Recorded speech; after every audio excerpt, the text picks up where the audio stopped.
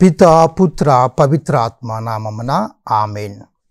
ప్రియమైన సహోదరి సహోదరులారా, తపస్సు కాల ధ్యాన వడకానికి మీ అందరికీ స్వాగతము. హృదయపూర్వకంగా మిమ్మల్ని ఆహ్వానిస్తూ ఉన్నాను.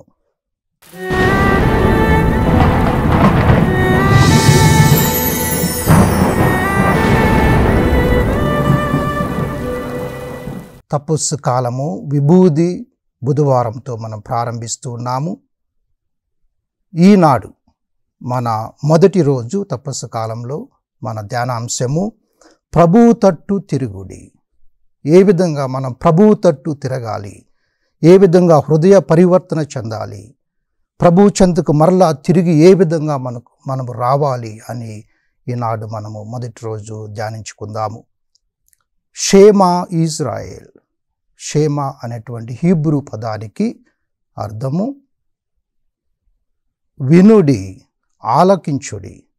మోషే ఇజ్రాయేలీ ప్రజలను ఎల్లప్పుడూ కూడా తన ప్రతి ప్రసంగంలో కూడా మొదటిగా ఈ యొక్క వాక్యముతో ఆయన ప్రారంభిస్తూ ఉన్నారు. ఆలకించండి, వినుడి, విని ఆలకించి ధ్యానించి దాన్ని విధేయించి హృదయ పరివర్తన పొందండి అని మోషే ఏ విధంగా ప్రారంభించాడు. అదేవిధంగా ఈ మొదటి రోజున ఈ తపస్సు కాలంలో ఈ 40 రోజులు మనము ఇదే నినాదముతో వినండి, ఆలకించండి నినాదంతో మనం ముందుకు వెళ్దాము. మోషే మనందరికి కూడా మోషే ఏ విధంగా ప్రసంగించాడో, ప్రజలు ఏ విధంగా విన్నారో మనమందరము కూడా అదే శ్రద్ధతోటి ధ్యాసతోటి మనము ఆలకించటానికి, దేవుని యొక్క వాక్యాన్ని ఈ 40 రోజులు ధ్యానించడానికి ప్రయత్నించుదాము. ఈనాటి మొదటి పట్టణంలో మనం విన్నట్లయితే యోవేలు రాసినటువంటి గ్రంథము 2వ అధ్యాయము 12 నుంచి 14 వచనాలు మనం చదివినట్లయితే, ఇప్పుడైనను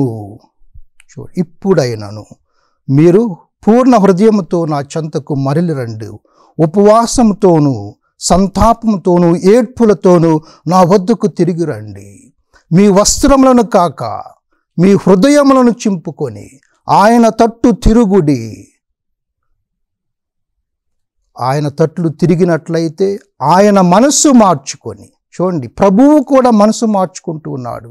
దేవుడు కూడా తను పాపం చేశాడని, తప్పు చేశాడని మనసు మార్చుకోవట్లేదు. కానీ మనకు రావాల్సినటువంటి శిక్షను ఆయన మనకు ఇవ్వకుండా ఆయన దయతోటి కరుణతోటి తన మనస్సు మార్చుకొని మనల్ని సమృద్ధిగా ఆశీర్వదించటానికి ఆయన ఎల్లప్పుడూ కూడా సిద్ధంగా ఉన్నారు. అందుకే మీ వస్త్రములను కాక మీ హృదయములను చింపుకొని ఆయన తట్టు తిరుగుడి అని ఈనాటి మొదటి పట్టణము మనకు బోధిస్తూ ఉంది. అందుకే మనము ఏ విధంగా ప్రభువు తట్టు తిరగాలి అని ఆలోచిస్తే, మొదటిగా మా సభ పాలక పునీతులు, ఎంఎస్ఎస్ సభ పాలక పునీతులు పునీత ఫ్రాన్సిస్ డి సాలెస్ గారు అంటారు, ఆత్మశుద్ధీకరణ. ఆయన ఒక పుస్తకం రాశారు, భక్తి జీవనం ఒక పరిచయం, an introduction to devout life. It's a beautiful book. Please, if you have time, you can read that book. చదవండి దయచేసి. ఎందుకంటే భక్తి జీవనం అనేది ప్రతి ఒక్కరు కూడా పునీతులు కావచ్చు. పవిత్రత అనేది ప్రతి ఒక్క క్రైస్తవునికి అవసరము. కేవలం గురువులు, కన్యాశ్రీలు, పిఠాపదులు వీరికే కాకుండా ప్రతి ఒక్కరు క్రీస్తును అనుసరించి ప్రతి వారు కూడా పవిత్రంగా జీవించాలి, హృదయ శుద్ధీకరణ చేసుకోవాలి. అది భక్తి జీవితానికి మొదటి మెట్టు, ఆత్మశుద్ధీకరణ అని ఆయన బోధిస్తూ ఉన్నారు. పరమగీతము 2వ అధ్యాయము 12వ వచనంలో మనం వింటాము, ఒక వధువు ఈ విధంగా ఆమె పాడుతూ ఉంది, పొలమున పువ్వులు పూయిచున్నవి, క్రొమ్మలను సవరించే కాలము ఆసన్నమైనది. ఫ్రాన్సిస్ డి సాలెస్ గారు ఈ వాక్యాన్ని ధ్యానిస్తూ ఆయన అంటారు, పొలము అనగా మన హృదయములో పువ్వులు అనగా మంచి ఆలోచనలు. ఈ తపస్సు కాలంలో మన హృదయాల్లో మంచి ఆలోచనలు రావాలని ఆయన కోరుతూ ఉన్నారు. మరియు క్రొమ్మలను సవరించే కాలం ఆసన్నమైనది. అందుకే యోవేలు ప్రవక్త కూడా ఇప్పుడైనను అంటున్నాడు. అంటే ఆ కాలం వచ్చింది, ఆ సమయం వచ్చింది. ఈ అనుగ్రహ కాలము, ఈ తపస్సు కాలము, దేవుని యొక్క వరాలను పొందేటువంటి కాలము, మారు మనస్సు పొందేటటువంటి కాలము అని మనకు ఏ విధంగా యోవేలు ప్రవక్త చెప్పి ఉన్నారు. అదేవిధంగా పునీత ఫ్రాన్సిస్ ది సాలిస్ గారు ఇదిగో మన జీవితాల్లో ఉన్నటువంటి చెడు అలవాట్లు, చెడు వ్యసనాలు, చెడు ఆలోచనలు అన్నిటినీ కూడా మనం సవరించుకునేటువంటి కాలము ఆసన్నమైనది అని ఆయన చెప్తున్నారు.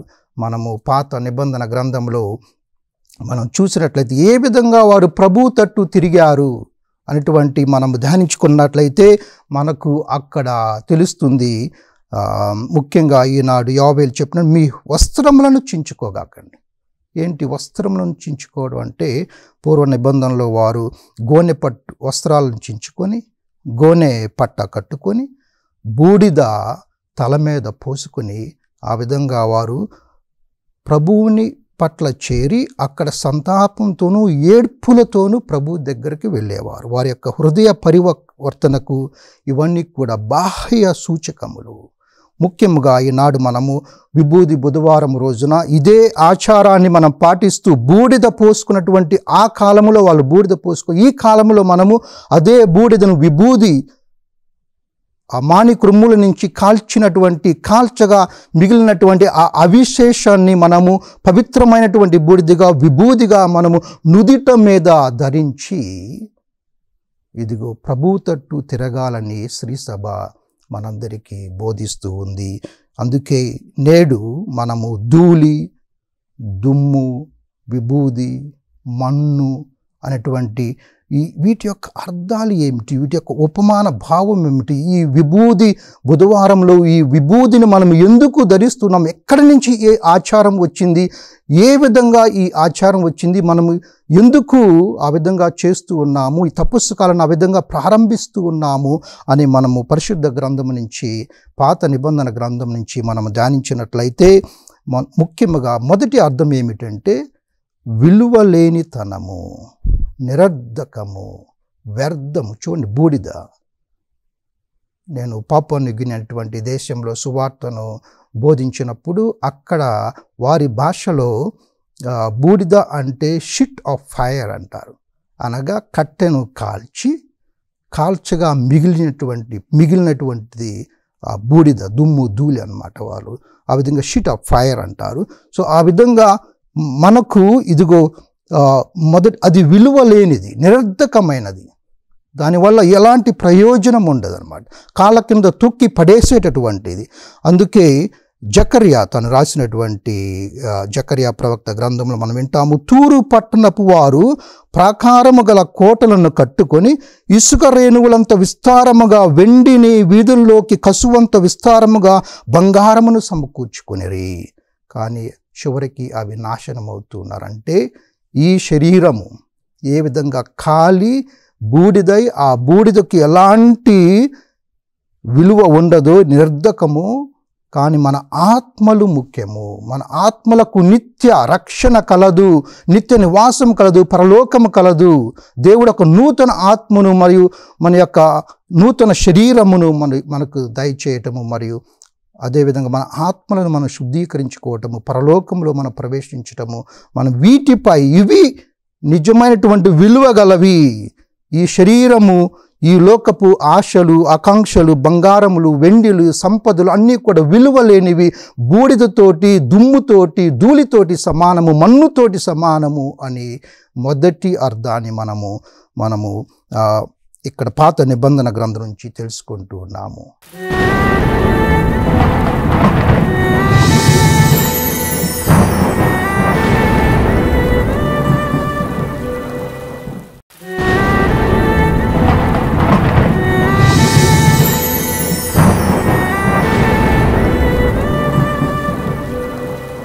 ఇక రెండవ అర్థం చూసినట్లయితే వినాశనము అంటే నాశనము.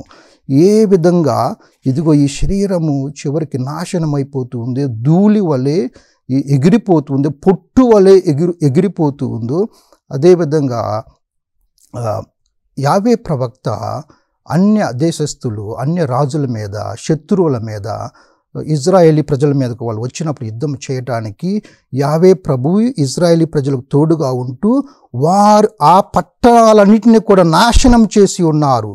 చివరికి మన్ను కరిపించాడు. దుమ్ము ధూళి వలె ఆ గోడల యొక్క ప్రాకారములు, ఆ పట్టణపు ప్రాకారములు, అక్కడ ఉన్నటువంటి ఇల్లు, వారి యొక్క ఆ పట్టణమంతా కూడా పొట్టు వలె దుమ్ము వలె మన్ను కరిసెను అని మనము పాత నిబంధన గ్రంథంలో అంటే వినాశనానికి గుర్తు అన్నమాట. అదేవిధంగా అవమానానికి గుర్తు. యోబు గ్రంథంలో ముఖ్యంగా మనం చదువుతాం. 30వ అధ్యాయము 19వ వచనంలో యోబు ఈ విధంగా అంటాడు.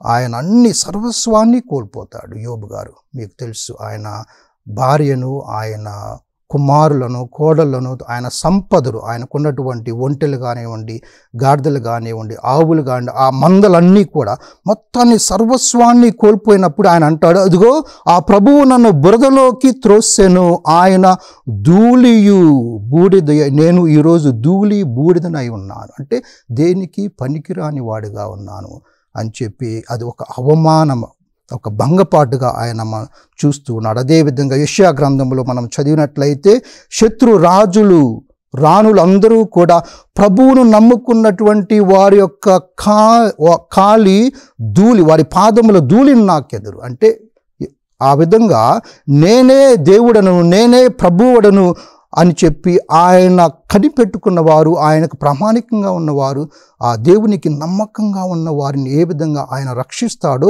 శత్రువులను ఏ విధంగా మన్ను కల్పిస్తారో మరొకసారి మనకు అక్కడ అర్థమవుతూ ఉంది. ప్రియ సహోదరి సహోదరులారా, ఇక మతపరమైనటువంటి భావాలు మనం చూసినట్లయితే బూడిద దేవుడు ఒకరిని పడద్రోయడము, అదేవిధంగా దేవుడు ఒకరిని లేవలెత్తడం చూస్తూ ఉన్నాం. పడద్రోయడం చూస్తే మనం ఏ విధంగా శత్రువులను పడద్రోశాడు, బూడిద పాలు చేశాడు. లేవనెత్తడము చూసినట్లయితే సమూవేలు మొదటి గ్రంథంలో 2వ అధ్యాయం 8వ వచనంలో చదువుతాము, దరిద్రులను అధికారులతో కూర్చుండబెట్టుటకును, మహిమగల సింహాసమును స్వతంత్రింపజేయుటకును వారిని మట్టిలో నుండి ఎత్తువాడు ఆయనే, లేమి గల వారిని పెంట కుప్పల మీద నుండి లేవనెత్తువాడు ఆయనే, భూమి యొక్క స్తంభములు యెహోవా వశము, లోకమును వాటి మీద ఆయన నిలిపి ఉన్నాడు. చూడండి, ఆయన ఎంత శక్తిమంతుడు, అధికారము గలవాడు. అందుకే ఆయన మనలను లేమి నుండి, మట్టి నుండి, మన్ను నుండి, అక్కడ నుంచి మనను పైకెత్తేటటువంటి వాడు, ధూళి నుండి పైకెత్తేటటువంటి వాడు మన దేవుడు అని చెప్పి మనకు అక్కడ సమూవేలు మనకు బోధిస్తూ ఉన్నారు. అదేవిధంగా ఇజ్రాయేలీ రాజులను ఆయన చాలామందిని, క్రీస్తు ప్రభు కూడా చూడండి, చేపలు పట్టుకునే వారిని అక్కడ సముద్రపు ఒడ్డున ఆ ఇసుక రేణువుల్లో అక్కడ ఉండేటటువంటి వారిని ఏ విధంగా పైకెత్తి ఉన్నాడు, అధికారంలోకి తీసుకొచ్చి ఉన్నాడు, మనందరికీ నాయకులుగా పేతురు గారిని ఏ విధంగా నియమించి ఉన్నాడు. అదేవిధంగా నేను నిన్ను మట్టిలో నుండి తీసి హెచ్చింపజేసి ఇజ్రాయేలీ ప్రజలకు, నా జనుల మీద నిన్ను అధికారినిగా చేసేదని చెప్పి కొంతమంది రాజులకు ఆయన అధికారం ఇస్తూ ఉన్నాడు. మట్టి నుంచి వారిని తెస్తూ ఉన్నారు. అందుకే మనము కొన్ని ప్రాయశ్చిత్త సంప్రదాయాలు కూడా మనం పాత నిబంధన గ్రంథంలో చూస్తూ ఉన్నాము. ముఖ్యంగా యెహోషువ తను యోర్దాను నది దాటి కానాను ప్రదేశానికి వచ్చినప్పుడు అక్కడ అమోరీయుల చేతిలో యుద్ధానికి వారు గురవుతారు. అప్పుడు ఆ సమయంలో యెహోషువ ప్రభువుకి ఈ విధంగా ప్రార్థన చేస్తాడు. యెహోషువ మరియు తన బట్టలు చించుకొని, ఈనాటి మొదటి పట్టణంలో యావేలు గ్రంథంలో ఉన్నట్లు, మీ వస్త్రమును కాక మీ హృదయములను చించుకోండి. ఎందుకంటే బట్టలను చించుకునేదే ఒక ఆచారం అన్నమాట ఇజ్రాయేలీ ప్రజల్లో.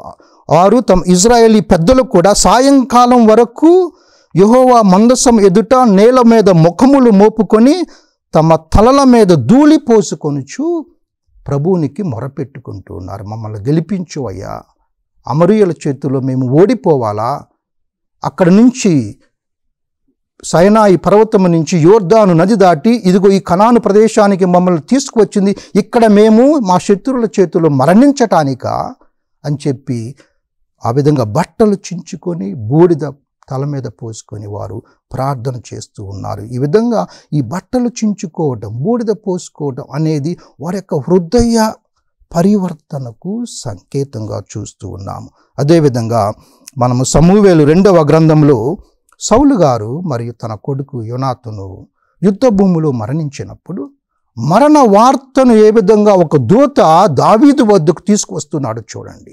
తను కూడా అక్కడ తన బట్టలు చింపుకొని తల మీద బుగ్గు పోసుకొనిన ఒకడు సౌలు నొద్దనున్న దండములో నుండి వచ్చెను. సౌలును అతని కుమారుడైన యోనాతును మరణ వార్తను దావీదు చెంత ఉంచును. ఆ విధంగా బిగ్గరగా ప్రకటిస్తూ ఉన్నాడు. ఒక మరణ వార్తను ప్రకటించడంలో కూడా అదొక సంప్రదాయము ఇజ్రాయేలీ ప్రజల్లో, బూడిద మీద పోసుకోవడం అనేది.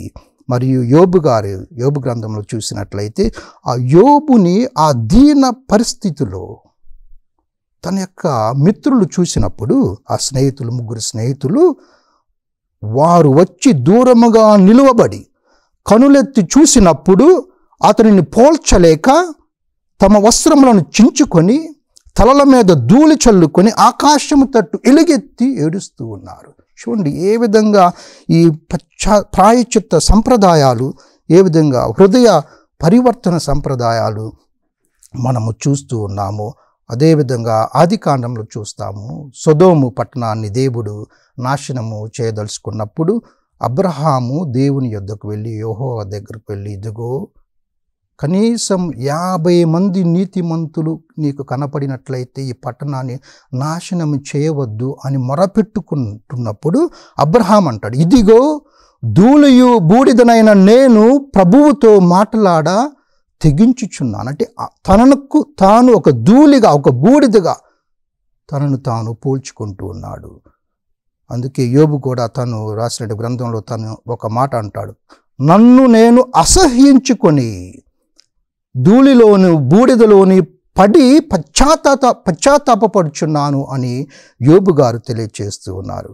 కాబట్టి ప్రియ సహోదరి సహోదరులారా, ఒక ఆచారము ఎప్పటి నుంచో యూదుల్లో, ఇజ్రాయేలుల్లో బూడిద తల మీద పోసుకోవటం అనేది పశ్చాత్తాప ప్రాయశ్చిత్త క్రియలకు, భక్తి క్రియలకు సంకేతము, ఒక ఆచారం అన్నమాట. అందుకే మనము ఆదికాండం మొదట్లోనే 3వ అధ్యాయం 19వ వచనంలో ఆదాముకు ఏ విధంగా మొదటిలోనే, సృష్టి ఆరంభంలోనే దేవుడి వాక్యాన్ని పలికి ఉన్నాడు, మట్టి నుంచి వచ్చిన నీవు మట్టిలోనే కలిసిపోతావు అని చెప్పి ఏ విధంగా ఆదాముకు పలికాడు, అదేవిధంగా తిరిగి మన్నైపోవుట అనేది ఈ బూడిద యొక్క భావము, అర్థము. ప్రసంగి గ్రంథము 3వ అధ్యాయము 20వ వచనములో మరలా చదువుతాము, ప్రతి దానికి సమయము కలదు, సమస్తము మట్టిలో నుండి పుట్టెను, సమస్తము మట్టికే తిరిగిపోవును అని ఏ విధంగా ప్రసంగి ఉపదేశకుడు చేస్తూ ఉన్నాడు. మరొక అర్థం యోబు గ్రంథంలో మనం చూసినట్లయితే ఈ బూడిదకు అర్థం ఏమిటంటే సమాధి, పాతాళము, నరకము. నా దోషములు ప్రభు క్షమించు అని యోబు ప్రభు చెంత వేడుకుంటాడు. నేనిప్పుడు మట్టిలో పడుకొనేదను, నీవు నన్ను జాగ్రత్తగా వెదకదవు, కానీ నన్ను నీవు కనుగొనలేవు. ఎందుకు మట్టిలో పండుకోవటం అంటే, ఇదిగో నేను చనిపోతూ ఉన్నాను, నేను పాతాళ లోకానికి పోతున్నాను, నరకంలోకి పోతున్నాను, నా పాపలు నన్ను క్షమించవయ్యా అని దేవుణ్ణి వేడుకోవడం కూడా బూడిద మనము ధరించడానికి చిహ్నము, అర్థము. కాబట్టి క్రీస్తునాథునియందు మిక్కిలి ప్రియమైన సహోదరి సహోదరులారా, ఈ కాలంలో, ముఖ్యంగా ఈ తపస్సు కాలంలో మనం ప్రవేశించినటువంటి మనము తప్పకుండా ఈ బూడిద యొక్క అర్థాన్ని, ధూళి, దుమ్ము, మన్ను యొక్క అర్థాన్ని మన జీవితాల్లోకి మనము తీసుకుందాము. అదేవిధంగా తిరుసభ బోధించినటువంటి, ముఖ్యంగా సువిశేషంలో క్రీస్తు ప్రభు మనకు బోధిస్తున్నటువంటి ప్రార్థన, ఉపవాసము మరియు దాన క్రియలు, భక్తి క్రియలు, వీటన్నిటి కూడా మరొక రోజు నేను మరొక ధ్యానాంశంగా తీసుకొని మీ ముందుకు వస్తాను. కాబట్టి ఈనాడు బూడిద యొక్క అర్థాన్ని మనం తెలుసుకుందాము. అది వ్యర్థము. మన జీవితాలు కూడా, ఈలోక జీవితాలు, సంపదలు, వెండి బంగారములు అన్నీ కూడా మనతో తీసుకుపోలేము మనము. ఇవన్నీ వ్యర్థము. అన్నిటికీ ఉత్తమమైనది ఆ పరలోకము, ఉత్తమమైనది మన ఆత్మ. ఆ ఆత్మను మనం శుద్ధీకరించుకోవాలి అని మనకు పునీత ఫ్రాన్సిస్ ది సాలిస్ గారు ఏ విధంగా బోధించారు, అదే తిరుసభ ఏ విధంగా బోధిస్తుందో పాత నిబంధన గ్రంథంలో ఈ బూడిద యొక్క సారాంశాన్ని మనం అర్థం చేసుకుందాము. మనం వినాశనానికి గురి కాకుండా, నాశనము కాకుండా, మన ఆత్మలో నాశనము కాకుండా ఇదిగో రక్షింపబడాలి, ప్రభువుని చేత క్రీస్తు చేత రక్షింపబడాలి అని చెప్పి ప్రగాఢమైనటువంటి విశ్వాసముతో ఇదిగో పువ్వులు పొలములో పూసినట్లు మన హృదయం అనే మన అంతరంగంలో మంచి ఆలోచనలు పుట్టించుదాం.